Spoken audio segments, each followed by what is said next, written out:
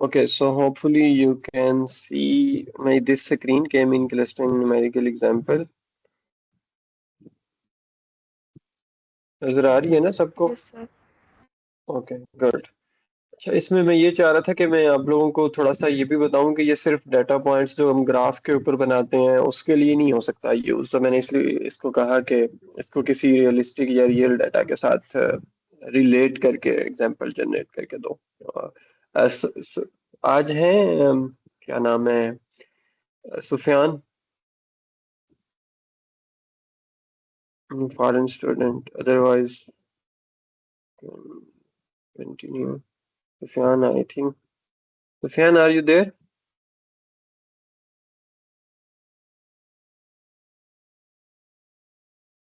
Okay, so this is a kind of example data set. You can ignore this column because this is just a point ID 1, 2, 3, 4, 5. It does not kind of any important. And then this data set is basically a kind of data set of any brand or any you can say store which has actually recorded the customer spending in dollars and the frequency of customer visits to their store. For example, this is a customer name Elias, spends $5, visits 12 times, then Bob $6 spending and frequency of visits, the number of visits is 10.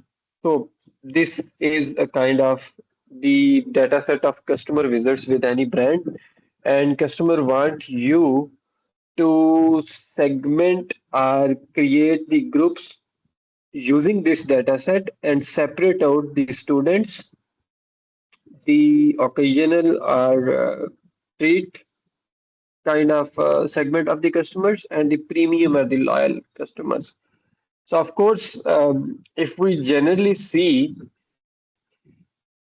the premium or the loyal customer will be, if it is visiting, of course, it will be making some purchase. So the number of visits and the amount spent should be relatable with each other in case of premium and the loyal customers. And in case of students or commuters, it will be too many number of visits, but spending is very less.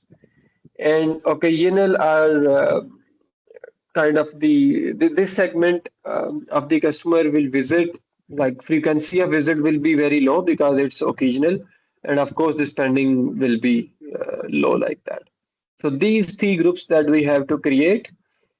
For example, company given us this data set, just consider less number of entries for easy calculation. Otherwise, company can have around 100, maybe 1,000 of records of such customers. Okay.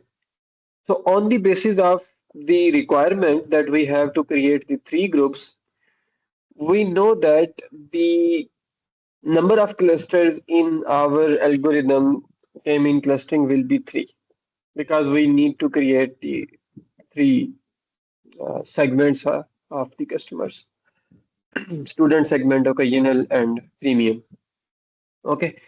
Next, then the second step is to initialize the random centroids. All right. So what we did is we consider the the person one, you can say, or the point one on the basis of point ID. The point one as a centroid for first segment, students and the computers, and the point five as a centroid for the second segment, and the point 10 as a centroid for the premium or the loyal segment. It is not necessary to consider only these points, it's just the random selection. Okay. And we are using these two features, spending and frequency. Okay. We are using these two features. So because of these two features, we considered this spending as a X and this spending as a Y. For example, just as an example purposes, if there is an other feature, so we will consider 3 points of each sample. Okay, currently we are taking the 2 point values. This is spending, this is number of visits. So this is just to show that we can, it is not that we only apply K-mean clustering on the visually kind of tabular or XY points data set. We can apply K-mean clustering on any kind of data set. If your data set even have like 10 features and all of the 10 features are important, so our this point will contain uh, 10 values of each sample. And then, of course, we will see that how we will manage this next onwards. We will calculate the distances and everything on the basis of all those values. Okay, so once we initialize the random centroids, now this is your point one centroid, and this was the value of 0.1512. Okay, so the distance of 512 from its centroid 512 will be, of course, 0. Okay. Now these three columns are actually showing the distance of every point from the other cluster. Just like the example we studied in the previous class, we will calculate each point's distance from every other cluster. So this point P1, the distance of P1 from cluster 1, because the centroid of cluster 1 is the same, 512, so the distance of 512 is 0, 0. The distance of this point from the uh, cluster 2's centroid is 15.3. So of course we will calculate this value directly. 5 minus 15 and 12 minus 3. Just put on this formula and you can calculate square. This is basically Euclidean distance, and you will get this distance value. In the same way, we will calculate this point's distance from cluster 3 as well, and it is 23.9. Now you compare the distance of each cluster. The distance of cluster 1 from this point is 0. The distance of cluster 2 from this point is 13. The distance of cluster 3 from this point is 23. So which cluster we will assign to this point? Of course, which has the minimum distance. So the minimum distance is cluster 1. So the point 1 will be assigned to the cluster 1. In the same way, you will calculate for the second point 6, 10, the distance from cluster 1, the distance from cluster 2, distance from cluster 3. You will get these values 2.24, 11.40, 22.36. Which cluster has the minimum distance? And it is cluster 1. So of course, we will assign the cluster 1 to this point. And in the same way, going forward, you can calculate all the points, distance from all the clusters, and then assign them the relevant cluster. And here you can see we have these points belongs to cluster 1, we have these points belong to cluster 2, and we have these points belongs to cluster 3. Then the next step is the centroid calculation. And in this centroid update step, we will calculate the new centroid values. For the new centroid values, of course, you studied in the previous class, we will use the current distances and take the mean average of that particular points. So these are the points that we assign to the cluster 1. So of course, we will calculate the mean of these points. So how we will calculate the mean of these points? We will of course sum the x value 5 plus 6 plus 4 plus again 5, the x points of all the points in this cluster, and the y points of all these values in the cluster, and divided by 4. So separately, you can see 5 plus 6 plus 6, 4 point plus 5 divided by 4, and we got the value 5, and then all the y plus values and divided by 4, and we got the value 11.5. This is what I was saying to you before this, that if there are, let's say, three features, if there is something else, like you can say there is a new feature of age of the customer as well. So we will use the 3 points. Of course, we will initialize the 3 points, and here you will get the 3 points. And then next we will be kind of here we will be calculating the new centroid uh, of the 3 points, of course.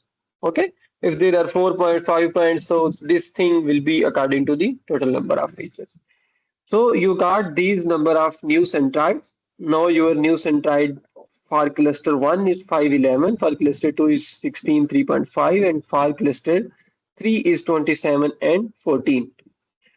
No, of course, the next step is to use these new centroids and reassign the clusters and so far and so far. But I just I'm going forward towards the quality evaluation of these clusters, because you know what we will do. Actually, we will repeat all these previous calculations again in the second iteration and third iteration and fourth iteration.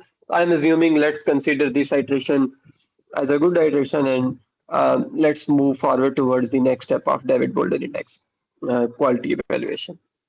Okay. So for the cluster 1, using the final or the updated centroids, you will calculate the distance of every point using this new centroid. Remember the formula we studied in our previous class. I think no, you cannot see the other screen. Let me share my full screen with you, and hopefully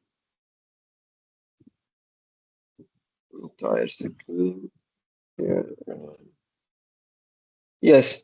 So remember this formula we used in our previous class, that for the delta calculation of every cluster, we will subtract every point's value from the final centroid and take its square, and then divided by the number of points in that cluster and then square root. So you will get the delta value of that particular cluster.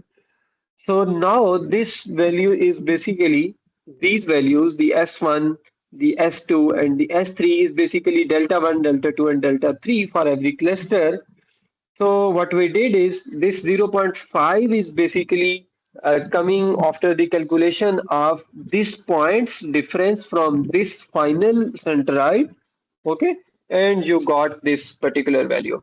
So there are 4 points in this, so we will divide it by 4, and then we will get the final value 1.20. In the same way, for second cluster, we will get 1.81, and for third, we will get 1.91. Once we calculated uh, Sir, what we call this is basically we call it the intra-cluster similarity. And once we calculated the intra-cluster similarity, we need to calculate the inter-cluster similarity and then divide. So these steps are missing. We will calculate it now. Yes. Sir यहाँ पे ये जो आपने difference वाला step बताया था, ये S1 में ये 0.5 जो आया था, ये किस तरह से था? ये थोड़ा एक्सप्लेन कर दें। Okay. So yes, this is what I am explaining, that this these values are coming once you put you use the final updated centroids, okay, and put in this formula. So you will get every point minus the updated centroid square, and you will get this value. Let me show you. I think if I asked it for the calculation, I can show you again. Yes. So these are your updated centroids. Okay. 5, 11, 16, 3.5. These are. Okay.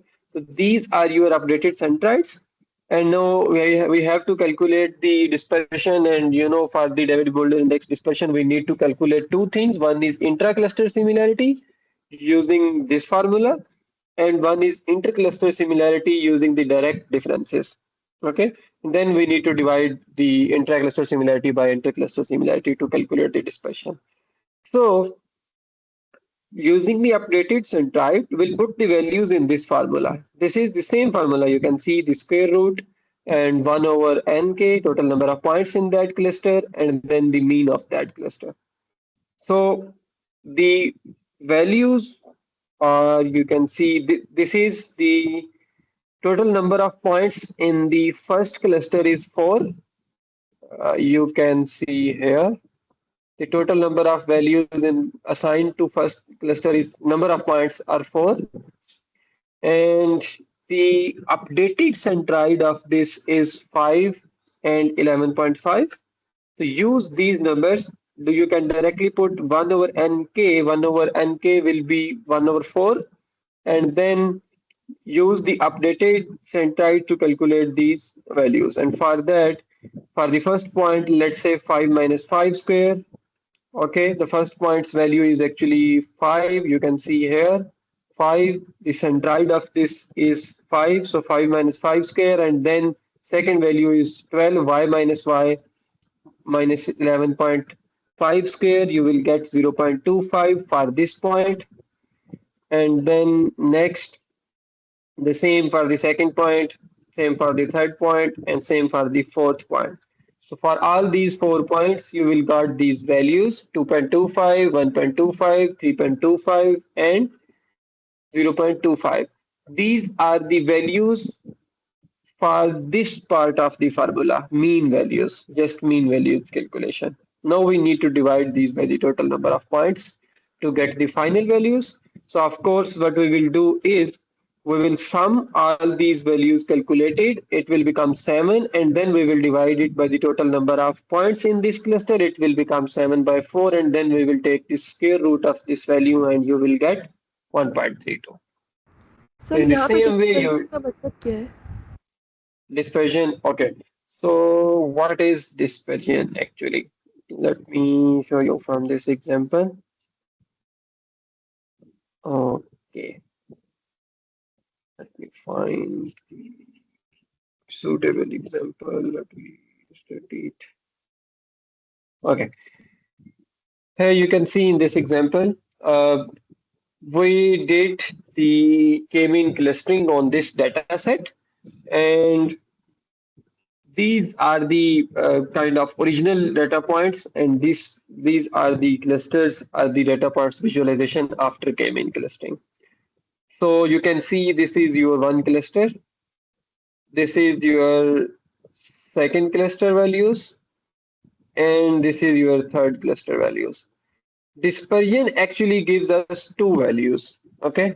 So to evaluate the quality of these clusters, we calculate the two things. One is the intra-cluster distance, like is there any distance between the cluster points? And second point is inter-cluster distance, how much the clusters are away from each other. If you see this grouping, in this grouping, the intra-cluster distance means the distance of the points from each other, and the distance of this group is very low. And the inter-cluster distance, the distance from cluster from each other, is high. This is what we actually want. This is good clustering, this is bad clustering. Why this is bad clustering? Because the intra-cluster distance is high, the points are not connected with each other, and the inter-cluster distance is very low, which should be high. So for the calculation of this thing, we are calculating dispersion. Dispersion is actually shows how much is the distance between the points from their mean within the cluster, and how much is it. So dispersion is actually the rate of intra-cluster distance divided by inter-cluster distance. This is what we call dispersion. Intra-cluster distance divided by inter-cluster distance once you are done with the clustering or k-mean grouping. This is what the formula of in dispersion calculation that we are using. This upper part of the delta is actually calculating the intra-cluster distance, and the denominator or the lower part is calculating the inter-cluster distance. We divide the intra-cluster distance by inter-cluster distance and we get the dispersion. Sir ये दोनों Dispersion cluster is से बात करेगा ना? it will calculate for both clusters. If there are three clusters, it will do for three clusters, for four clusters, for five clusters. And yes, if there are more than two clusters, we will make it as a pair, and pair by pair, we will calculate the dispersion. Because you can sir see from this example, just give me a minute. From this example, you can see if we want to calculate the distance between the clusters, of course, we will select any two clusters, we will calculate this, we will select this, and then we will calculate the distance between these two clusters.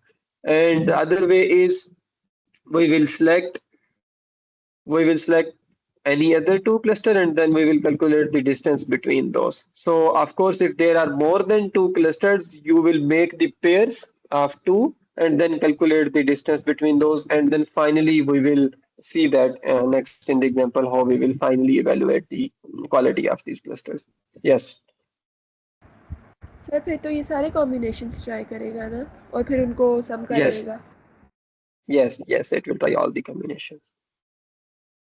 But before going to try all the combinations, of course, you will first of all calculate the intra-cluster distances. That is what we are doing here because you need to use this value for different combinations, of course. So first you need to complete the values calculation of this formula. You need to calculate the delta K for cluster 1, delta C1 for cluster 1, delta C2 for cluster 2, delta C3 for cluster 3. In the same way, C for C1, I mean intercluster distance for C1, then C2, and then you can of course use these values for the combinations. This is what we are doing here. We are first of all calculating the delta values. These are the delta values we calculated. Then we are calculating the distances pair by pair, C1 minus C2, cluster 1 and cluster two's distance. So we directly use their centroids. Centroid 1 means the final updated centroid of cluster 1, which was 5 and 11. You can see 5 and 11. And the second cluster, the updated centroid was 16 and 3. So we calculated the difference between these two and got this value. And then we are doing between the C1 and C3, and then we are trying the third combination, C2 and C3, and you got these values. Now, once you have all these values, the intercluster distance pair by pair and the intra-cluster distance of each cluster, now you will finally calculate these values, and you can see here by combination by combination. For example, for C1 and C2, we will sum the intra-cluster distance of the C1 and C2 that we calculated here, 1.32 and 1.94, and divide by the C1 minus C2's intercluster distance. And then you will get the final value of 0.239. And then for the second combination of cluster 1 and 3, you will use their intra-cluster distance divided by inter-cluster distance. And then for cluster 2 and three's combination, you will use their intra-cluster distance divided by inter-cluster distance, and you will get 0.253. When once you calculated all the combinations distances, then we will see the final value of the David Boolean index. For this, for each cluster, we will find the maximum similarity value. And for this, of course, we are using a simple max function. We are first evaluating these two combinations, 1, 2, and 1, 3. Then we will evaluate 1, 2, and 2, 3. And then we will evaluate 1, 3, and 2, 3 to get the max similarity value. And the max similarity value we are getting here. Then, of course, we will be dividing these three combinations by the sum, and we will getting the average, you can say, our mean similarity calculation for these things. And this is what this dispersion value of all these three clusters. If this dispersion value is less, it is actually good. And if dispersion value is high, it is not good. So the low dispersion value is good. Why? Because if you see this formula, this is saying the intra-cluster distance divided by inter-cluster distance. Intra-cluster distance should be very low. That means the numerator value will be smaller, and the intercluster distance, the distance between the cluster groups should be high, means denominator value will be high. So of course, if your numerator value is small, the denominator value is high, in only in this case you will get the dispersion value low, and this is what we actually want. The low dispersion value is actually the proof that your clusters are good, and the high dispersion value is proof that your clusters are not good. Either their intra-cluster distances are high or their inter-cluster distances are very low. Hope it makes sense now. Yes sir. Sir यहाँ पे जो ये final step था हमारे पास, ये जो हमने dB index calculation की है, यहाँ पे हम हमेशा मैक्सिमम सिमिलैरिटी ही निकालेंगे। अगर हमारा कोई ऐसा केस सिनेरियो हो जहाँ पे मिनिमम हमें चाहिए हो तो हम कर नहीं सकते?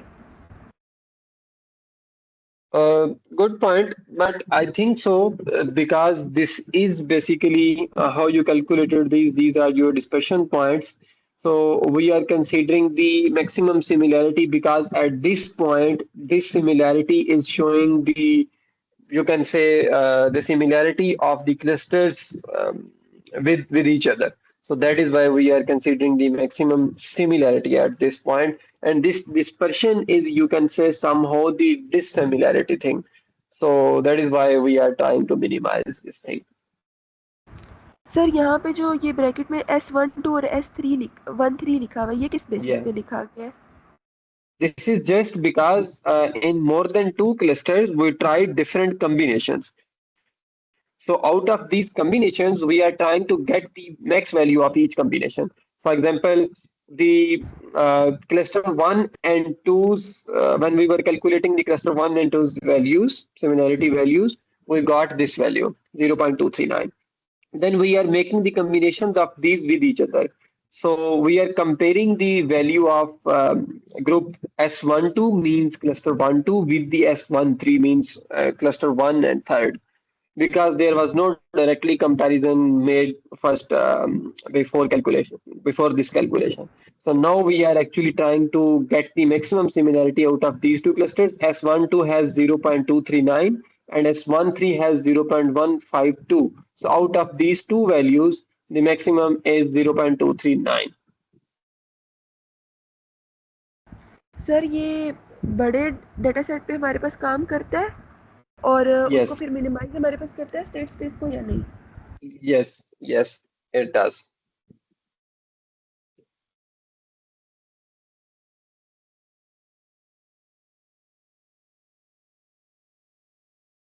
Yes, any other question?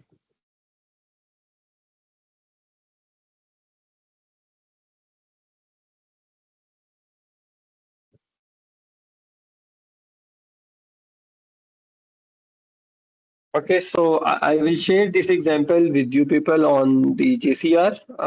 This is just I generated from the Gemini for your better understanding step by step. I will try to compile it in the single document. If I can, then I will share with you after this lecture. Okay, so if there is no other question from this, then we are moving towards the next topic, that is the hierarchical clustering. So the purpose of this example and the kind of more time on K-mean clustering is that you got the overall good picture or the good idea about the clustering, and so that we can start now the another algorithm of the clustering. Hopefully you will be able to grab it easily. Let me restart our recording session before starting this new lecture. If there is any question from previous example, you can still ask. Otherwise, I'm going to uh, start this again.